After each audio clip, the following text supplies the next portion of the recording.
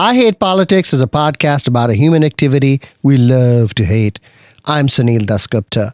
Now that you've eaten the first round of your turkey or tofurkey, maybe even wrestled with whether or not to talk politics with family, I thought you might like to know the story of my friends Christina and Adam Bobrow, who after the 2024 elections were feeling disoriented enough to pay attention to how they were connecting to their community. The solution they came up with was a regular Sunday supper to be held in their suburban Maryland home. A simple vegetarian meal, a soup, a salad, and bread, with no expectation that guests would bring a dish or contribute with labor. Not even the need to RSVP. Just show up. One time, dinner turned out to be a double date with just one other couple. Another time, there were 25. Most Sundays, there would be 10 to 15 people. The gatherings reflected the Bobrows network, socioeconomic class, Jewish culture, and left-of-center politics. But even within that world, there was heterogeneity. A professor who ran one of the first and largest Chinese law listservs. A neighbor with a young child who seemed to enjoy the mostly adult company. A massage therapist with her young adult child. A nuclear policy expert who was also an avid percussionist. The Bobrows' own newly adult children. And me. I wasn't going to miss this social experiment. Christina and Adam Bobrow have lived on the border between Kensington and Bethesda for 25 years. Christina is a recently retired federal employee, and Adam, a serial social entrepreneur who once worked in the Obama White House. Adam likes to bike and climb and is a lawyer by training. Christina is that rare bird, a political science PhD. They came from St. Louis, Missouri and Farmington, Maine to Georgetown University and never quite left. Adam did go back to St. Louis for law school at Washington University. But after that, they married, bought a home that they would live in since then, pursued typical Washington careers, joined their neighborhood synagogue, had 2 children, and watched them grow into precocious adults. The elections of 2024, however, burst that bubble. Coupled with the aftermath of pandemic isolation, they wanted to reconnect. The social experiment of Sunday supper lasted nearly a year. Christina and Adam Bobrow have decided to move to Christina's hometown of Farmington, Maine. After the last Sunday supper this week, I asked them what they learned about community building and more.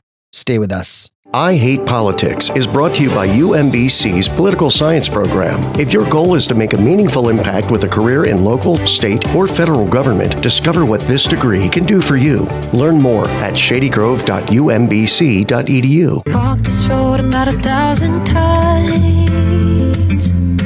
You think by now I would have got it right. Broken pieces to pick up again. Cycle back to where we began.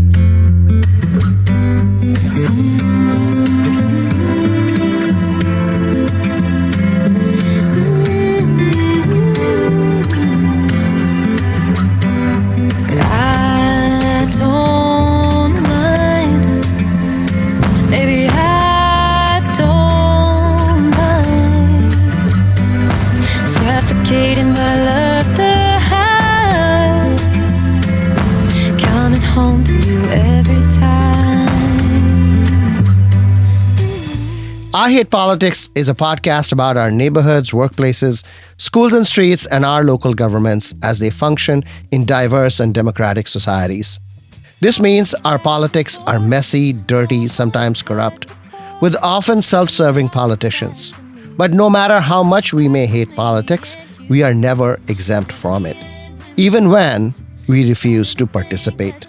In fact, the purpose of politics is to keep society functioning precisely when we don't agree with each other, like now.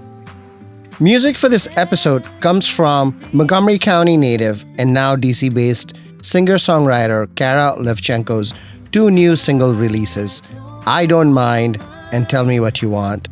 You can find her and her music at karalevchenko.com.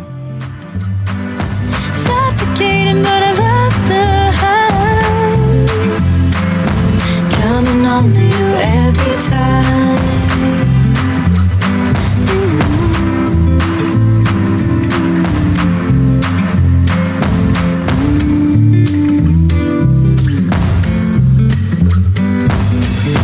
Like a moth drawn to a flame. Christina and Adam Bobrow, welcome to I Hate Politics. Thank you. Thank you for having us. Sometime after the 2024 elections, you began thinking about a regular Sunday dinner that you have hosted for nearly a year. Why was this the community building idea that you thought about? Why not something else?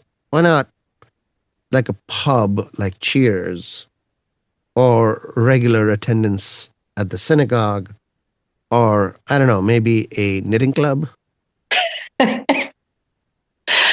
I was feeling pretty despondent and depressed and dislocated. Other people were as well. I was also really aware that our social muscle had atrophied during the pandemic. We used to host dinner parties periodically. They tended to be kind of formal things with planned seating or multiple courses. But I started to think about building a counterpoint in our lives to things that felt very out of control. I proposed to Adam that we consider having this dinner once a month. And I said once a week.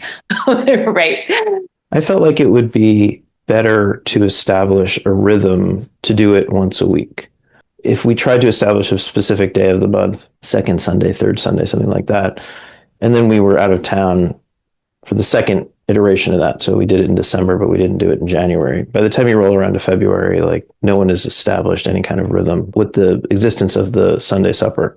So it's not going to become something that's regular on people's calendars, including ours. And once a week would also give us the latitude to be able to tell people, yeah, but we're out of town these 2 weeks, so we're not going to be able to do it. We've sent out an email at or just before the beginning of each month and said, this month, on these Sundays, we will be in town and we'll be hosting Sunday supper. To the question of why did we think this was the thing to do, I think it was partially what we felt like we could do as opposed to something else. The pandemic is still such a dislocating event from a social perspective. One of the things that we talked about when we set this up was like, we need more face-to-face in-person contact. We've even considered from time to time whether we would, put a box by the door and say, drop your phone in the box. And generally that hasn't really been an issue. I mean, people are not sitting side by side on their screens.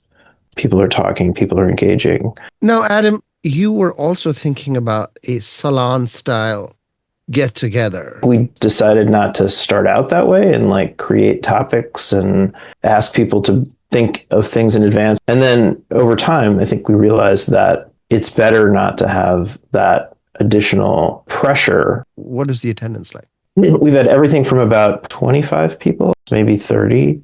The smallest, we had one couple show up. I don't think anyone has asked to be taken off the list. That would be rude.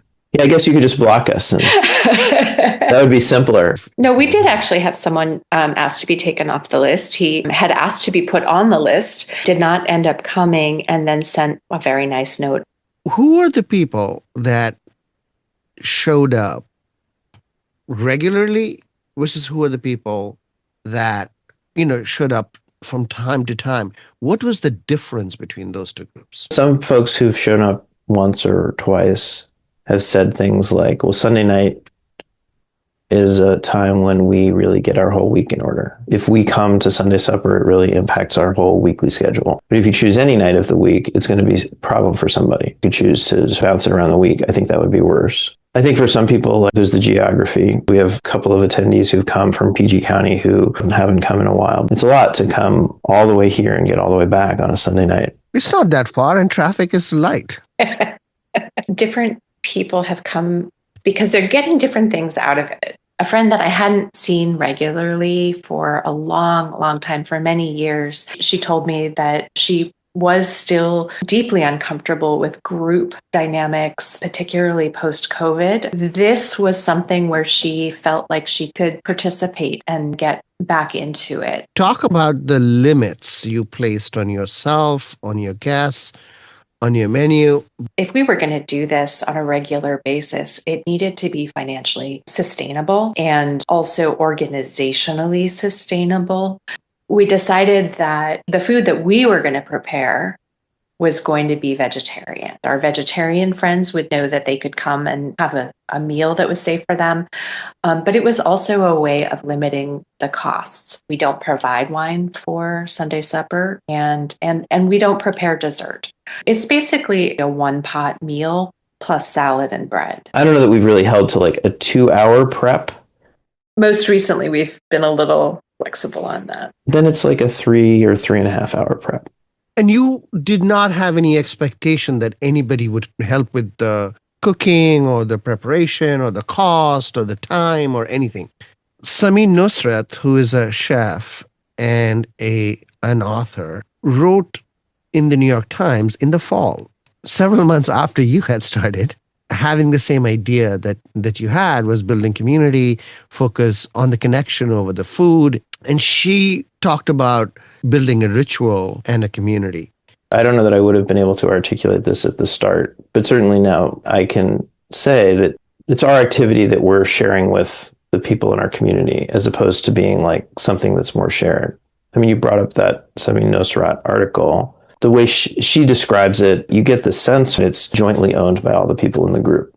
And they've made some decisions like, let's cook in the same place because it's just simpler logistically. But in fact, like they all kind of own it. For ourselves, we had to impose certain limits. Sunil, you've discussed this with us in the past. Like there's an American hang up with having people in your house.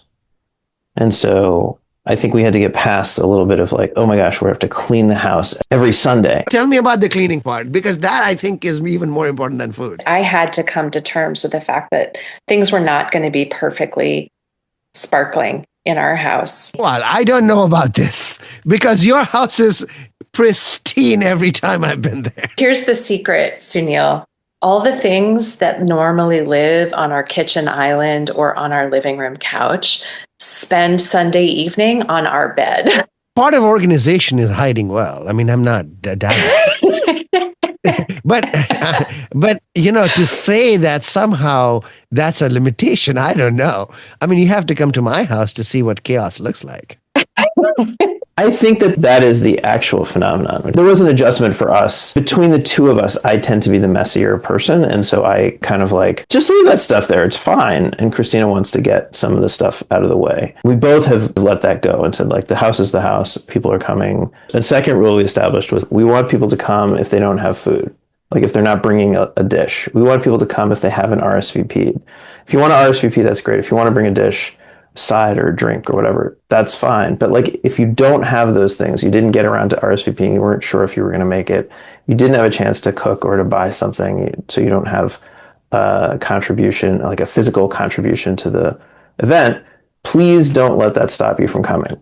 We tried to be open as welcoming on that as possible, but we start at 6 and we end at 8 p.m. It's a 2-hour event, and we have, in fact, like sort of enforced that and kicked people out. It usually is more like 8:15 or 8:30 by the time everybody leaves, but like we really are starting to shoo people out the door at 8 o'clock. And I always say like that was a rule that came up at the very beginning of this when Christina proposed monthly to me, and I said, no, weekly. And then I said, I know myself, and if we don't have a rule that people have to leave, I will have cornered like 3 or 4 people on our couch at midnight and I'll still be talking to them. And people will say, I'm never coming back. The thing, though, is you have to learn how to shoo people away gently. So what did you learn about that? Putting a rule out there to begin with, and that it was like framed as a way to help keep me in check, as opposed to something that was designed for the people around us. People really recognized that, oh, it's 8:05. We're supposed to be leaving. We're supposed to not be here anymore. And then people would really, having said that themselves, it was a lot easier to say like, yeah, actually, it's great to see you. We'll see you next week. And that results in a lot of laughing and hugs and It's a joke, but it's also a boundary that, for the most part, I think has been appreciated. I think one couple took it a little ill. They did come back, but I kind of got the sense that they were a little taken aback that the teasing of, oh, it's, 8:20, time to go, may not have landed quite as lightly on them as it was intended to. And we had one couple that said they could stay as long as they did the dishes. So they stayed a little extra and did the dishes. Another fun thing that has been a discovery for us in this has been that our kids, our young adult children, one of whom is away at college now, but generally we've had 2 kids at home for most of this year, and they've been into it. And that has surprised me. They're not usually preparing the food, but they're 100% there for cleanup and for, most importantly, for the connection. That has enabled some of the people who come to encourage their own young adult children to come. I have loved that. After Sunday supper, it seems like a lot of people or a lot of dishes. And honestly, usually within 30 to 40 minutes, the whole thing is cleaned up and done. And there's been a dividend of internal family connection that has been really good too. That seems to me like the biggest win. A young person that I ran into, I was able to call out her first name and she gave me a hug. This was someone who I kind of had a vague sense of, oh, this person's my friend's kid, but I didn't really know them. Did your kids' friends come at all? Once or twice. In the middle of this, just interestingly, we hosted Passover Seder. And for that, our older child invited 3 friends. So people we hadn't met otherwise. They are learning how to do this. Yeah. I think that sense, what Adam just mentioned about the Passover Seder, our older child inviting friends to come and participate was connected to this practice of having the Sunday suppers. Let's talk about what you talk about. What is conversation like at the Sunday suppers? We've had a conversation about experiences with their careers or with their kids. College experience. It hasn't usually been national political. We definitely talk about local politics. When it's limited to about 12 or 13 people, then we have served food in the kitchen and then sat down around the dining room table. In those cases, it's been like one conversation. And what I've found there is you end up with 2 or 3 people who are dominant in the conversation. But if the group is actually bigger than that, then you end up with multiple more atomized conversations. I was counting last Sunday, and just in your kitchen, there were 5 conversations going on simultaneously. Let me play some of what it sounded like. Because now it's probably devoid of its fruit. Mostly. So people are attention to school is something so often. It's over. Samin Nusrat says that it's important to sit down together at one place and do this communal eating. That's true too. She says that in the context of, there weren't enough chairs that time. And so I stayed in she literally says, I stayed in workhorse mode in the kitchen. And by the time I finished, everyone was dispersed and sort of standing around in groups in the backyard. The lesson that I took from that was she was still serving, she was still cooking, she was still preparing things where everybody else was sitting down.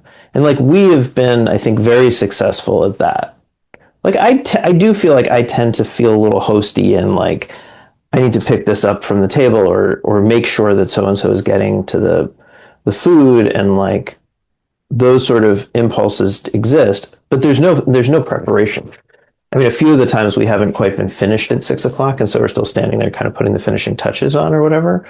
But like, for the most part, prep is 4 to 6, and we do that. And then the food is there and ready. And there's just a question of like, oh, I brought this thing. Do you have a tray that I can put it on? We just don't know how many people are going to show up. We had that one time where one couple came and we had a wonderful, dinner for 4 together. We got to focus on them and go deep. And then sometimes when we just have a critical mass, we're going to have a different experience where you have groups of people standing around talking, because the table itself isn't really going to accommodate everybody, and people are standing holding their plates. One of the things that I have found for myself is that, especially feeling like I'm in host mode, I definitely want to make sure that I have at least a short chat with every individual who comes. And if I don't, then I feel like I've kind of fallen short in some way. But that means that my conversations are going to be fairly superficial. If I find myself going too deep, I realize I'm worried about extricating myself so I can have a brief touch with everybody. Take me into the debrief that you do after it's all over. So Sunil, as a person with 2 dishwashers, you're going to appreciate this part of the debrief. It does not ever happen that we would not mention after the Sunday supper the dishwasher that we're using, which is a Bosch dishwasher, is like essential to making the cleanup so easy. I counted the last time, and we got 31 plates. 17 of them were large, full-size dinner plates, and the rest of them were an assortment of salad and dessert, small plates, as well as like most of our, I think, 24 glasses that were used, all of the silverware, basically all of the silverware we own, and assorted other things into the dishwasher. And in one load, basically cleaned up from all of the service from Sunday supper. We still had to wash the Instant Pot container, but like Pots. every time I say, thank goodness for this dishwasher, it's so amazing. The dishwasher comes up every time. Somehow we really are done so soon. You'd think that like you bring 20 people into your house and like you'd be cleaning up for hours. Like we're really done in an hour. Usually less. The debrief is usually just kind of feeling this nice glow of having, still sort of in our heads, hearing the echo of all the lively conversations. And I'd imagine you're thinking about, oh my God, I did not know that. What did he say? I mean, it's interesting. We've once in a while, I can think of 1 or 2 relatively early Sunday suppers where there was a little bit more, not contention so much as like some people in the conversation, I think, being a little more dominant. It's not so much about, wow, what did they say? What they said was so interesting. It was more like, wow, I really feel like I learned something about this person, or I saw this connection. Like Christina, I don't remember the topics as much as the excitement at having people I haven't seen in a while, or like putting people together. There's not a lot of problem solving. There was one specific example, and that like sort of occupied my mind for the next week. Like, oh, I wonder if that piece of advice can be implemented. But short of that, it was about sort of professional growth. And one of the guests was sharing that like they thought you could adjust your professional approach by doing this, and this, and that would be helpful. And I'd love to help you with that. In general, that's not the nature of the conversations. I'll give you 2 stories. One was this discussion about the bike lanes on Old Georgetown Road. In that conversation, I realized that one of the county executive candidates may in fact lose that election based on the intensity of feelings on that issue. That is an amazing piece of political intelligence. And then just last Sunday, I had this long conversation about the role of money in politics. And he was convinced that money is the most important thing in American politics, to which, of course, I said, well, Hillary Clinton had more money than Donald Trump, and Kamala Harris had more money than Donald Trump, and that Mark Eldridge had, the Montgomery County executive, had 1/5 the money that his opponent had in the 2022 elections, and even before then. We had this long, maybe 45-minute conversation, but when he was leaving, he said, we talked a lot, and neither of us changed anybody's mind. And that is an incredible insight into human nature. I've heard this said for a long time that the best we can do in teaching is to reorder students' priorities. We don't teach them, we reorder priorities. And I have to be thankful to your Sunday suppers for reminding me. The opportunity to have those conversations is maybe more important than the outcome. Well, I think the outcome is super important. The realization was Right. you can't. That's an incredible thing to say, particularly in a polarized political world, where in fact you think you want to do that in order to prevail. But if you fundamentally cannot, isn't your strategy broken? It's not broken. No, because you had that conversation. You're leaving Maryland, you're leaving Montgomery County, you're leaving the Washington, D.C. region to go live up in Maine. Sunday supper is coming to an end. Are you going to start it there? I think we'd like to start some version of it there as we relocate. Adapting this to our local circumstances there is something on our minds. We are trying to find a community there that can be a group that we're in with in a way that we are with our friends and colleagues in this area. As you are leaving, you tried to convince me to take over hosting Sunday supper. Give me your pitch. The feedback we've gotten has been that this has been something that's been important for the people who are participating. So I think as a service, it's something that's important. Selfishly, we've gotten a lot of personal satisfaction, as we've discussed, building those muscles for community engagement and for hosting.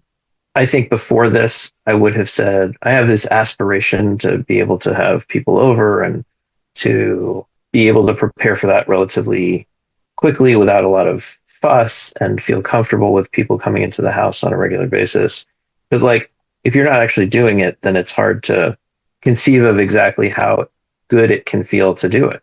The way we have set up our Sunday supper may not fit everybody. I have been encouraged to hear from a few participants that they've been inspired and are looking for ways to adapt what they've gotten out of our version of Sunday supper to something that works in their lives. One person talked to me, said it would be like a cooking club, and it would be a smaller, more intimate gathering. Christina and Adam Bobrow, thank you for hosting the suppers. Thank you for the food. Thank you for the companionship. I look forward to learning more about how you build a new community for the price of soup, salad, and bread.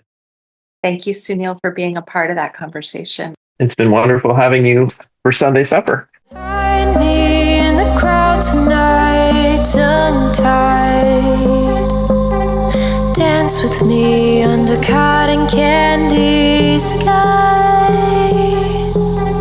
We can leave the pain of the past behind, lean into the moment, dancing the night away. We can have whatever we want, start a renaissance. I could be a confidant, baby, won't you tell me what you want? That's all for this episode of I Hate Politics, where we aim to stem the decline in local news by working with community voices. Don't forget to tune in to our Tuesday morning news analysis. I Hate Politics is produced by me, Sunil Dasgupta, with support from the University of Maryland, Baltimore County. I direct UMBC's political science program at the universities at Shady Grove in Montgomery County, where, among other things, we explore and learn about politics and government and society close to home. Music for this episode comes from Montgomery County native and now DC-based singer-songwriter Kara Levchenko's two new single releases, I Don't Mind and Tell Me What You Want. You can find her and her music at karalevchenko.com. I hope you will subscribe and share the podcast as we bring you stories about politics close to you and to your home. See you next time. Go to bed. We can watch all the colored lights again. We can leave the pain of the past behind, lean into the moment, dancing the night away.